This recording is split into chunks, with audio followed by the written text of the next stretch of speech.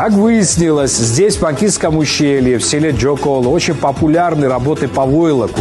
И детей вот обучают этому ремеслу. Они создают эти прекрасные работы, делают сувениры с целью дальнейшей продажи. Так что помогают еще и финансово родителям.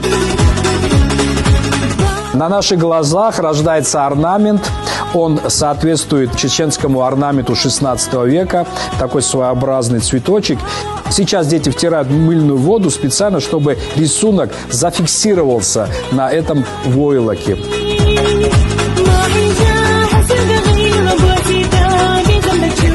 Но тут у нас уже работа посерьезней. На свет появляется настоящий ковер с чеченским орнаментом. Выяснилось, что очень часто эти работы направляются на международные выставки за границу. Ребята побеждают на всевозможных конкурсах. Принимаю участие в создании роскошного чеченского ковра войлочного.